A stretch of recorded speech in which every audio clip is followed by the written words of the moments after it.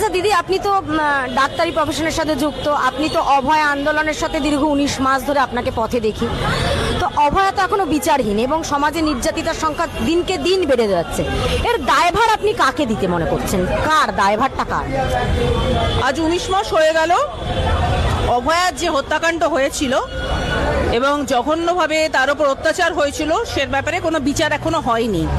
এবং অলরেডি আমরা দেখেছি বারংবার করে বিভিন্ন রকমভাবে কোর্টে যখন আসছে, একই দিকে অঙ্গুলি নির্দেশ করার চেষ্টা করা হচ্ছে যে একজনই দায়ী।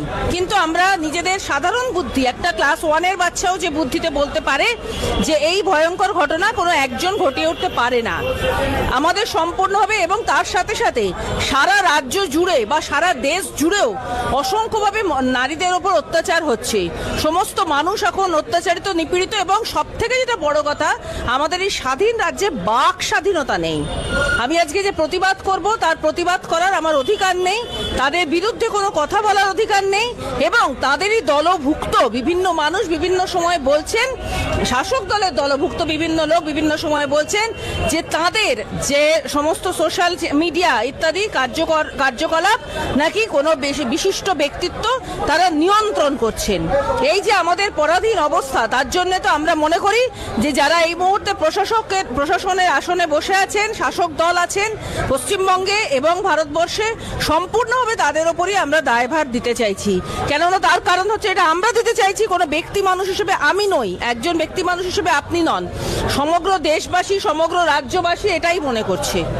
ধন্যবাদ। একটা ভয়ের বাতাবরণ সৃষ্টি করে রেখেছেন, সেটা আমরা দেখেছিলাম আমার মেয়ের যেদিন 9 তারিখ উনি এবং সোমনাথ দে এখনকার চেয়ারম্যান এবং সঞ্জীব মুখার্জি কিভাবে অনিয়ম করে বাবা মাদের তো অনুভূতি প্রবণ দ্রুত আমার মেয়েকে নিয়ে চুল্লিতে ঢুকিয়ে দিয়ে ওয়েল ডান বয় বলেছিলেন।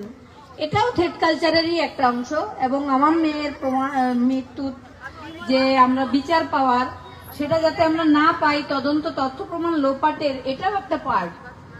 তো আপনারা সবাই জানেন, কিন্তু আমি আজকে যেটা বলবো, মেয়ের বিচার আমার আদালতেই হবে। আপনারা আমাকে ভোট দেবেন না, আপনারা নিজেদের দাবি তুলে ধরবেন। আমি জিতলে পানিহাটি জিতবে, পানিহাটি জিতবে মানে গোটা পশ্চিমবঙ্গ জিতবে।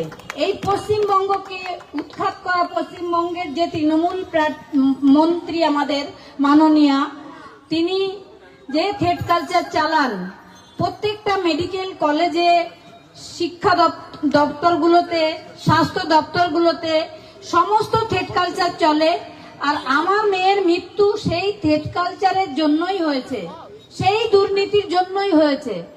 আমার মেয়ে যে দুর্নীতির পেন্ডুলামের একটা বাক্স খুলে দিয়ে গেছে, তার সেই দুর্নীতি আমি দমন করব। এটা আমার এই কেন্দ্রীয় মন্ত্রীকে পাশে নিয়েই আমার আবেদন থাকবে এনাদের কাছে। সেই দুর্নীতিতে কি আছে, কি এমন আছে যে একটা মেয়ে অন ডিউটি অবস্থায় তার প্রতিষ্ঠানেই খুন করা হলো? সেই দুর্নীতি তো আমাদের বার করতেই হবে। তারপরে রইল আমাদের পানিহাটির যে অব্যবস্থা।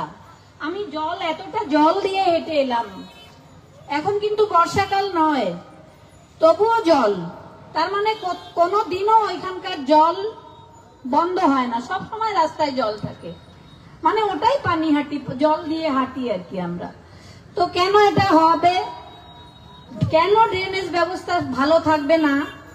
কেন এলাকা দুর্গন্ধময় হবে? এগুলো আপনারাই অভিযোগ করবেন। আমি সেই বার্তাটা নিয়ে বিধানসভায় যাব এবং পানিহাটিকে একটা রোল মডেল করব। এটাই আমার কিছু পাওয়ার নেই।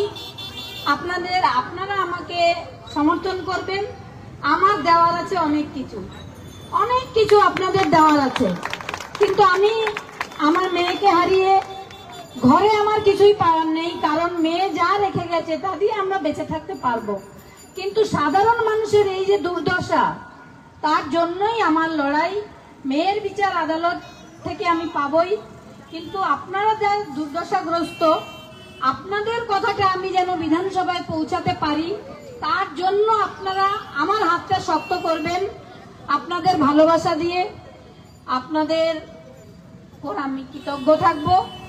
তবে ভয় পাবেন না, একদম ভয়কে জয় করতে হবে আমাদের, তবেই আমাদের